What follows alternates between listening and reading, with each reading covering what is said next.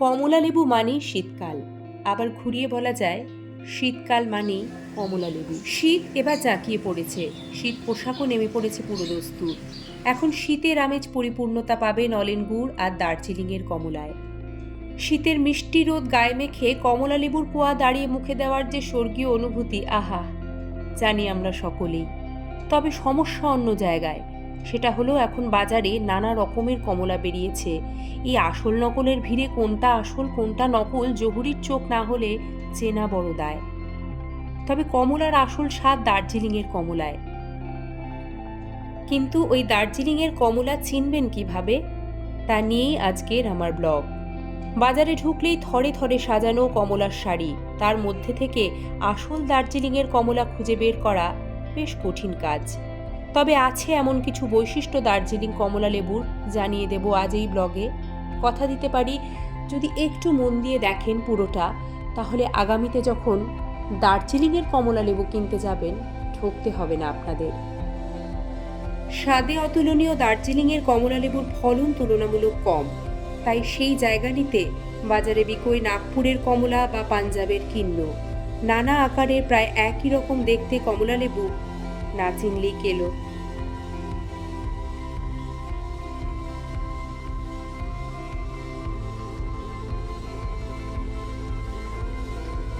নমস্কার, আপনারা দেখছেন সিংহনয়েজ ডোরবেল। আমি পৌশালী আবারও হাজির হয়েছি আপনাদের সামনে ঝাঁ চকচকে একটা তথ্য সমৃদ্ধ ব্লগ নিয়ে।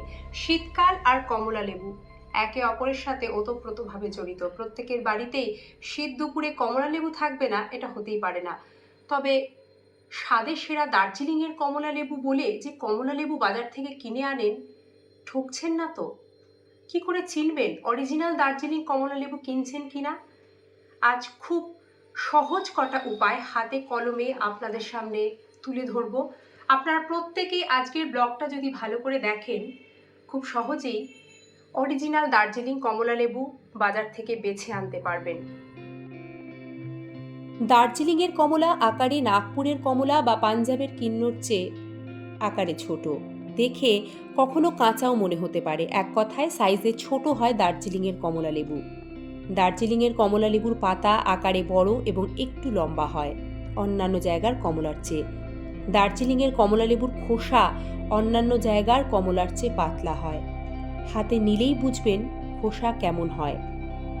দার্জিলিংয়ের কমলার খোসা ছাড়ালে সহজেই কোয়া আলাদা হয়ে হাতে চলে আসবে। অন্য কমলা লেবু খোসার সঙ্গে এমনভাবে লেগে থাকে যে সহজে আলাদা করা যায় না।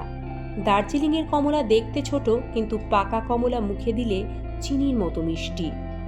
পাকা দার্জিলিংয়ের কমলায় টক ভাব বিন্দুমাত্র থাকে না।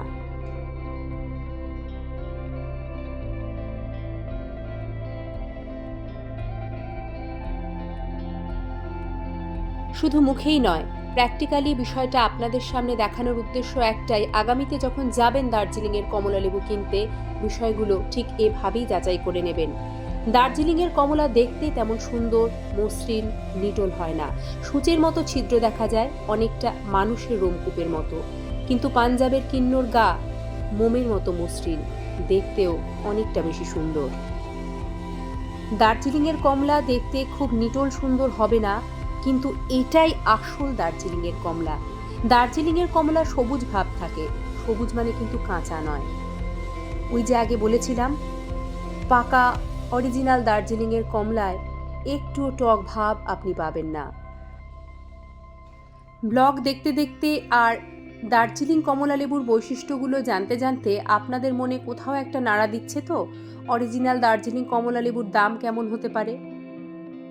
জানি এই প্রশ্নটা আপনাদের মনে খোঁচা দেওয়া স্বাভাবিক, কিন্তু এটাও জানিয়ে রাখি, দার্জিলিং কমলা লেবু বিকোয় এক এক জায়গায় এক এক দামে। এটা নির্ভর করে কোন জায়গায় ফল বাজারে ট্রেডিং কেমন, পুরোটাই সেটার উপর ডিপেন্ড করে। আজকে আপনারা যে ফল বাজার থেকে দার্জিলিং কমলা লেবুর বৈশিষ্ট্যগুলো আমার সাথে ঘুরে ঘুরে দেখলেন, সেটা ছিল শহর শিলিগুড়ির বিখ্যাত বিধান মার্কেট। কেমন লাগলো আমার সাথে ঘুরে জানাতে ভুলবেন না। আপনাদের সাথে আমার জুড়ে থাকার সেরা মাধ্যম আপনাদের করা কমেন্ট, আর ওই কমেন্টটি কিন্তু উৎসাহ দেয় আমার মতো ক্রিয়েটারকে মাঠে ঘাটে নেমে প্রতিনিয়ত এই ধরনের তথ্য সমৃদ্ধ ব্লগ আপনাদেরকে উপহার দিতে।